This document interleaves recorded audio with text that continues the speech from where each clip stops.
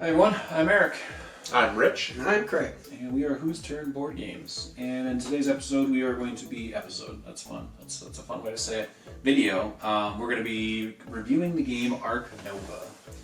This is a newer game. I think it came out, I think I saw 2021 or so. And Last few years.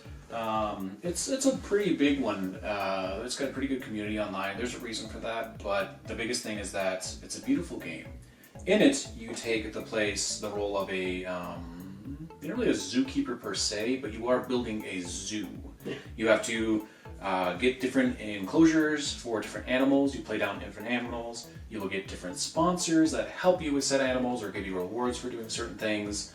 And you do have to worry about money, as well as getting associations with different continents in order to get basically the animals for cheaper. There's a lot going on in the game. It is a very heavy game, hands down, and we'll just kind of get right into it. I would say that is one of my things I like about the game, is that it's a pretty strategic game. Mm-hmm. It has a lot going for it. There is a lot going on where we missed things quite a bit when we play it still, but it is a very heavy game, and it's not just something that you can just throw it on the table and everyone's going to be like, oh yeah, I can learn this in 10 minutes and I'm going to potentially win. No, you're probably going to lose your first game or two.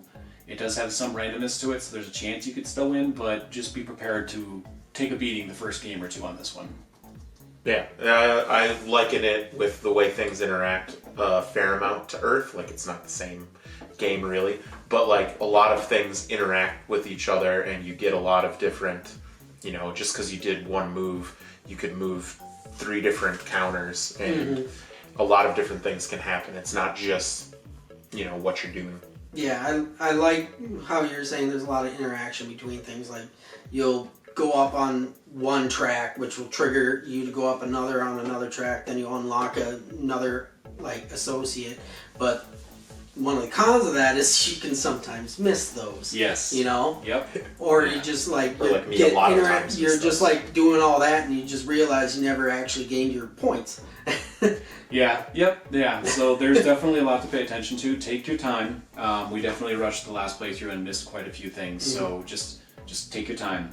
Definitely need to do that with this game. Yeah. That's part of the fun about it. To me, a big reason why I like this game too is it has those big, if you get satisfaction from all these combo things and interactions, this is the thing for you, because there's going to be a lot of them, and you can do some pretty hefty turns, play some pretty hefty animals that cause you a lot of different things, or even it's almost small engine building, especially if you have a lot of sponsorship cards going.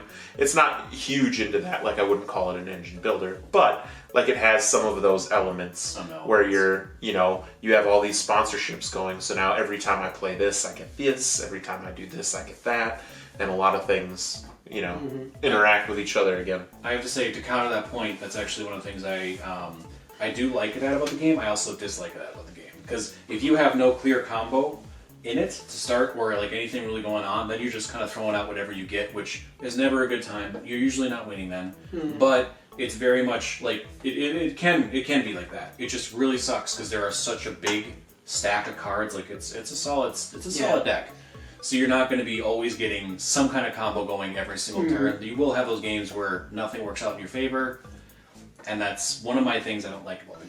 I was just saying, some of those you get that feeling of the combo. Oh yeah, playing it. You definitely. That's a good feeling. But yeah, in the last game, I had a cool sponsorship card early and comboed it immediately, and it was an awesome move or two, and then nope, can't draw a different card. That's the same one. Can't draw a different one. Yep. Can't draw an Australia card. There's no Australia cards up, and you're just well, what am I even doing? Now I was wasting turns trying to get that. I still don't have it. Yep. And now you have to just kind of play stuff. Mm-hmm.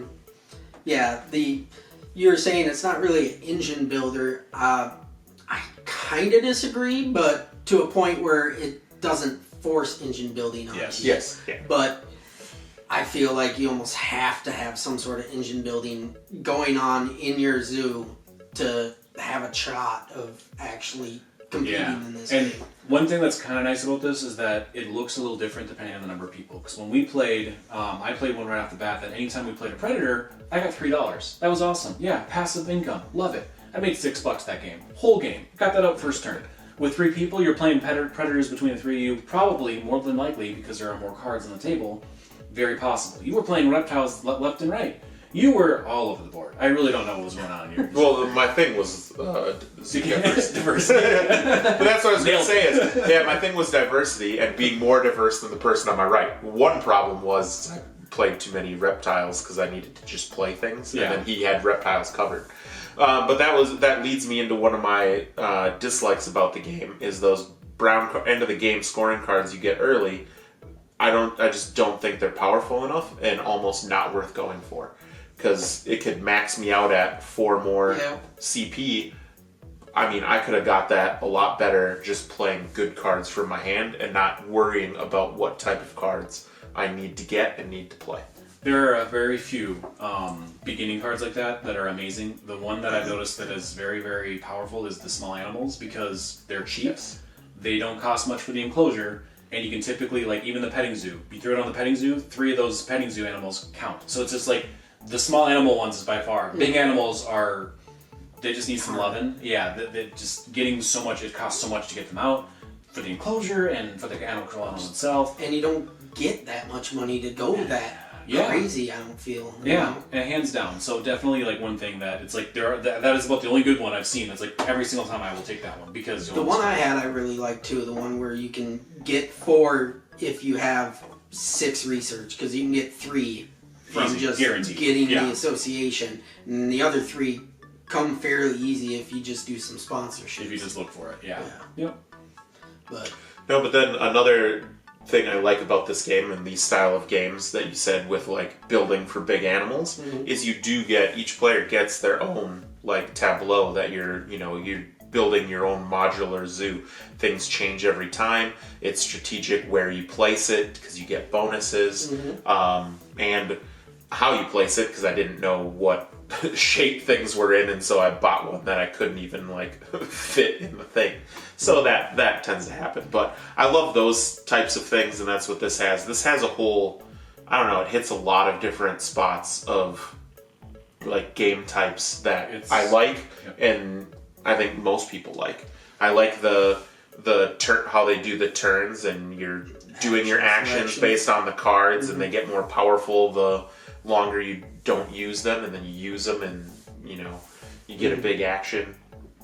I don't know. A lot of what this game does feels good, even though I was lost pretty early, and that's a bad part of the game. So like I still was having fun, even though for about an hour of our playtime, I knew I wasn't going to win. Yeah, there is no catch-up mechanic. Big con for that is that once you know you're falling behind, if you don't have something, like you had a great card turn 1, right out the gate. I'm like, this is going to be difficult to beat because you had a really good card right out the bat. But it's really, like, you had a really good setup. Had it gone like 1 or 2 turns, you would have dominated, like hands down. Like another one break, you probably would have gotten it. But I had to end it as fast as possible, which made me rush things, which made whatever. Either way, that's the one big problem I have with it, is that once you fall behind, you're just sitting there twiddling your thumbs like, well, this is going to be fun for you guys. I'm not even in the running. Yeah. And then with the other con, with once you fall behind, if you fall behind early and you can't catch up, this game takes a hefty amount of time to play. I feel like we were playing very fast and taking turns very quickly, and it took the 3 of us playing about 2 hours. And I think the first time we played it with the 3 of us, it was about 4 hours trying to figure out the game. Yep. So this game takes a lot of time and a lot of space. Yes. Yep. It would not fit on this table. This is a big table. Will not fit on this thing. I have to get the leaves out to get it in here, and it'll barely fit on this table.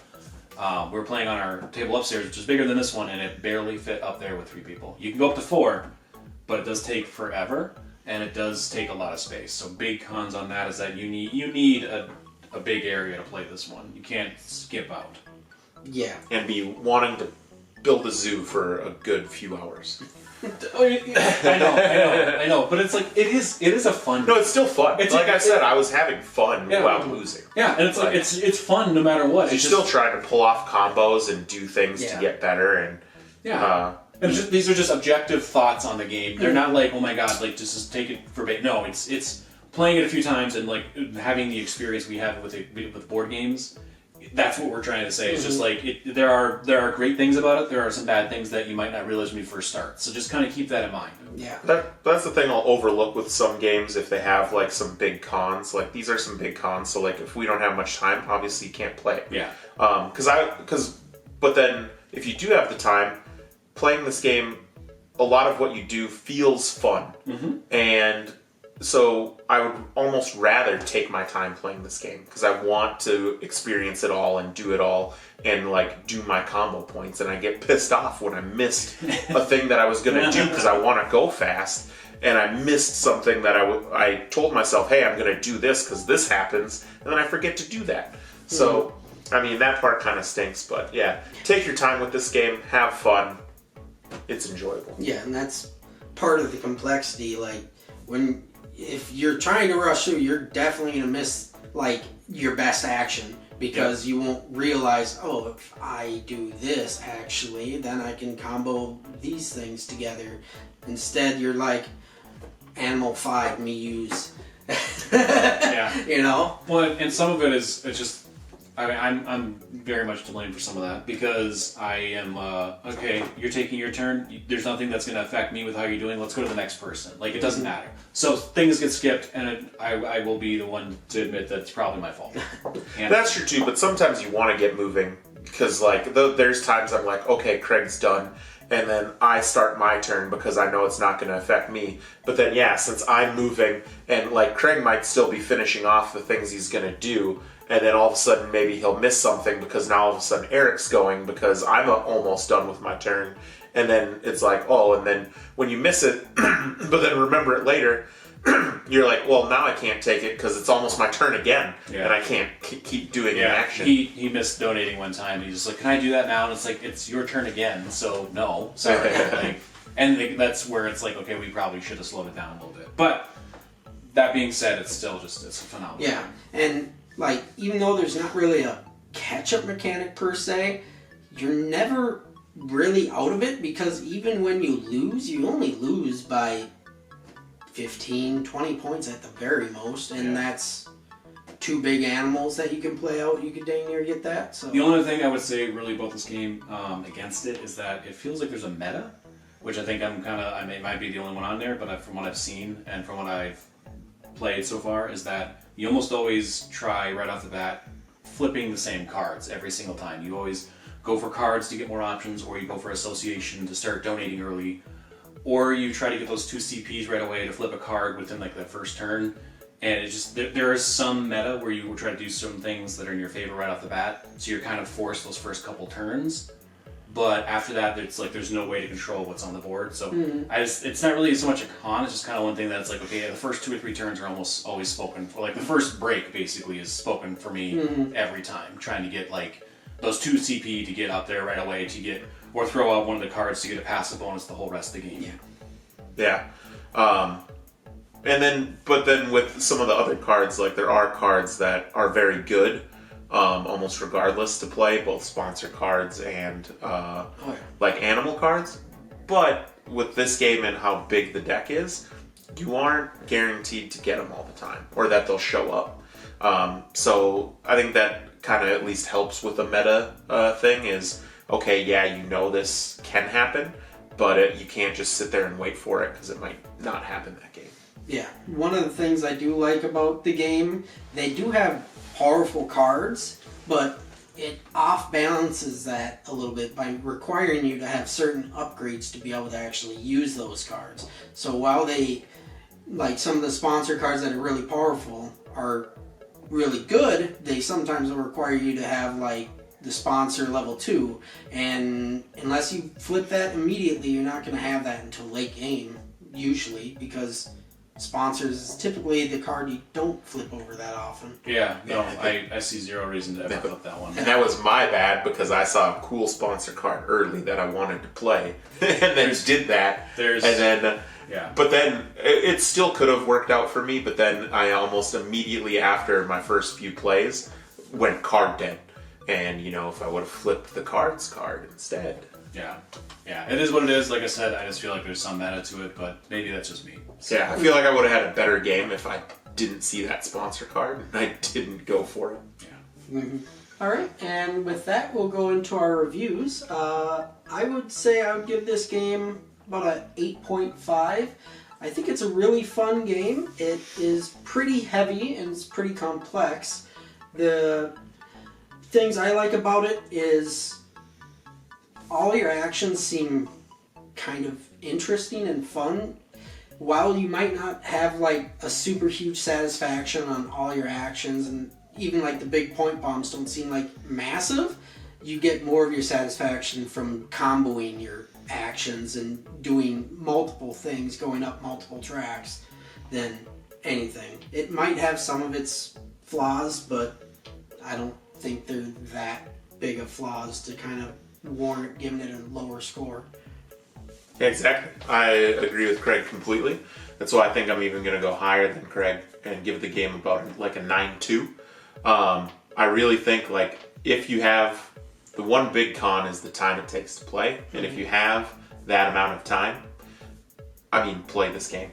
It's fun. I think it has the fun factor. Even when I was like losing, you're still just playing these combos and these interactions, and it just feels satisfying every time you do it. It's very strategic. You have to plan your actions accordingly. I really love it. Not much bad to say about it. Yeah. I'm going to be a little bit of an outlier. I'm going to give it an 8.2. I really enjoy the game. I think it's really fun. As they said, I think that the more we play it, the more it will become... the meta will become more apparent. Where it's like we will always be playing kind of not so much the same cards, but we're going to throw away the same cards every single game. We're going to throw away the same stuff every single time. We're going to bypass that one because we've seen that never work out. We've tried that once, you know what I mean? Just like with everything else, I see that happening. So long term, I think it's going to be one that we play, quite often, maybe once or twice a month. Mainly because of the time constraint. We have very limited time. But I still enjoy it. It's still something I very much would like to get to the table. Personally, there are other games I'd like to get to the table ahead of this one. I will always play this one though. This is a very fun, well-rounded game, and definitely would say pick it up, play it, love it. It's going to be something that should be in everyone's collection in some capacity. So definitely look at that. So thank you all for watching. That's a review for Ark Nova. Well, let us know your thoughts on it though. Seriously, what you like about it, what you dislike about it. Do you see the meta? Do you not see the meta? Do you know of a really good combo that breaks the game every time? Is it something we're not seeing? Are we not playing the game right? Let us know in the comments down below. If you want to follow us on our board game journey, go ahead and give the video a like. That would really help us out. And a subscribe. We'd really appreciate that. Otherwise, I've been Eric. I'm Rich. And I'm Craig. And whose turn?